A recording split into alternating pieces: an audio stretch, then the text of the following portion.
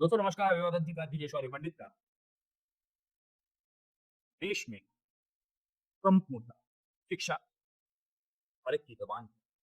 लेकिन वहीं अगर देखा जाए तो इस समय मौजूदा सरकार के ऊपर जितने आरोप लगे हैं शिक्षा के दमन के लिए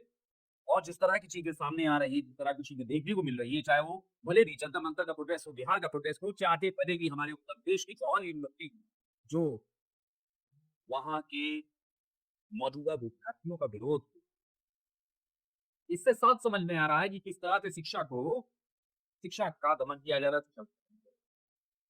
क्योंकि एक यूनिवर्सिटी को गिराने के लिए तमाम सारे सरकारी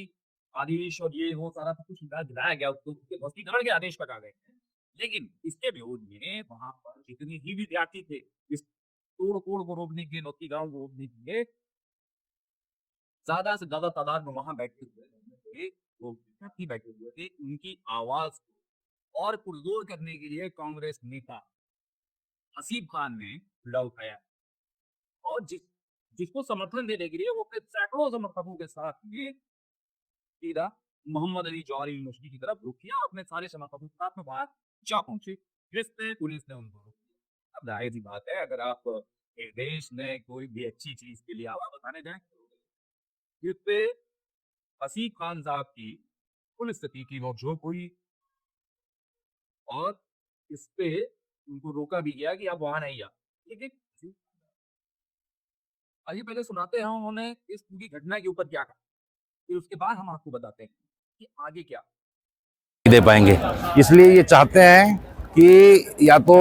लोग शिक्षित ही ना हो पाए। और ये 12 सालों में इन्होंने लगभग 100 पेपर लीक कराए और ये 100 पेपर लीक कराने के बाद में जब धर्मेंद्र प्रधान का इस्तीफा होता है, उसके दूसरे दिन जब धर्मेंद्र प्रधान जी संसद जाते हैं तो उनका स्वागत ऐसे होता है जैसे कि वो हिंदुस्तान के लिए कोई मेडल जीत के लाए हैं। इससे साफ पता चलता है कि पूरी बीजेपी इसमें मिली हुई है और इस पेपर लीक में बहुत बड़ा घोटाला हुआ है, इसमें मोटा माल खाया है और इसकी जांच होनी चाहिए कि इस मोटे माल में खाने वालों में कौन कौन है। इसमें जिम्मेदारी निश्चित होनी चाहिए, इस पे निष्पक्ष जांच होनी चाहिए।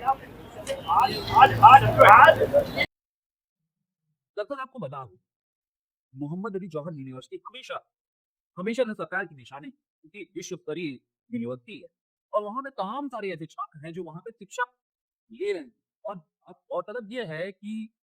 देश का भविष्य, देश के युवा, और देश के युवा की ताकत ये है जब वो शिक्षित होता है। और शिक्षित होने के लिए जाहिर सी बात है अच्छी यूनिवर्सिटी, अच्छी कॉलेज की हमारे देश को बहुत जरूरत है। लेकिन हमारे देश में गरीबी गरीबी और एक्टा इनकम के हिसाब से हम लोग बहुत ही ज्यादा गरीब देशों में से हैं। ये बात और है कि आंकड़ों की जादूगरी में चाहे भले भी हमको, चाहे भले भी हमको fourth largest economy, third largest, कुछ भी टॉप इकोनॉमी की बन जाए, लेकिन पर कैपिटा इनकम के हिसाब से गरीब इनकार करना, तो जाहिर सी बात है जहां पे मूलभूत मूलभूत जीवन को छीनेगी, 80 करोड़ जनता को सरकार द्वारा दिए जा रहे 5 किलो राशन पे डिपेंडेंट होना, वहां शिक्षा एक सपने जैसा होता है। और जहां जब भी कभी किसी भी विजा ने शिक्षा के सपने को पूरा करने की कोशिश की है, तो उसने हमेशा अवहेल, चाहे भले भी आईआईटी, आईआईएम, इस तरह की संस्थान देने वाले जवाहरलाल नेहरू हैं जी, ये हमारे देश के संसद में किस तरह से उनको पूछा जाता। आजम खान ने बनाई थी ये मोहम्मद अली जौहरी यूनिवर्सिटी सपा के शासनकाल में। आज उसके साथ में क्या हो रहा है, ये प्रदेश क्या, देश की क्या, ये विश्व में छुपा दी। अब जो भी हो, जो भी हो, लेकिन शिक्षा का अधिकार को है हमारे देश में। खैर, हसीब खान साहब ने इसी इसी श्रेणी में एक क्रम जाके अत्यंत लोग आजम खान परिवार से नहीं, वहां पे इनके परिवार में जाके परिवार के सदस्यों से मिले, स्थानीय लोगों से मिले और जाना,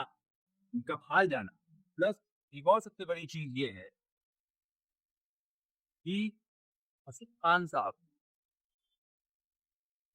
पूरे इस मुद्दे को लेकर प्रदेश की योगी सरकार को आड़े हाथों लेते हुए तमाम सारे प्रश्न पूछे हैं कि इतने पेपर लीक प्रदेश में भी हुए, उसको लेकर भी निशाना साधा। शिक्षा की व्यवस्था में फैली अव्यवस्था को लेकर भी सवाल रखे और वहीं इन्होंने जो आदम खान और उनके परिवार के साथ में हो रहा है उसका भी ध्यान देते हुए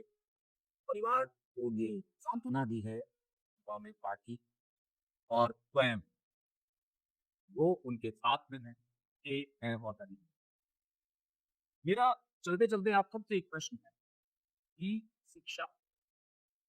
यदि कहीं पे भी कोई भी चीज ऐसी है जो बन रही है जाहिर सी बात है ना आजम खान साहब ने या किसी भी सरकारी नेता ने वो जाहिर सी बात है अपने पैसों से तो बनवाई नहीं होगी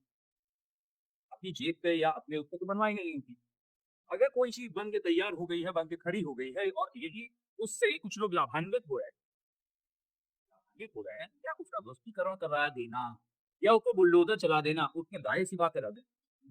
ऐसा लगा है वो डूबेगा प्लस जितने भी लोग लाभान्वित वो सब अच्छी हो जाए क्या इसके ऑल्टरनेटिव्स नहीं निकालने चाहिए या सिंपल हर एक चीज का एक ही जवाब है यदि वो चीज फ्रूटफुल नहीं है उससे किसी भी तरह के विकास में अवरोध उत्पन्न होता है तो विधिक कार्यवादी समझ में आए राइट बात है लेना चाहिए स्टेप लेना चाहिए लेकिन इतने सारे बच्चों के विश के बाद क्या ये जायज मैं छोड़ जाता हूँ आपको इसी सवाल के साथ नमस्कार।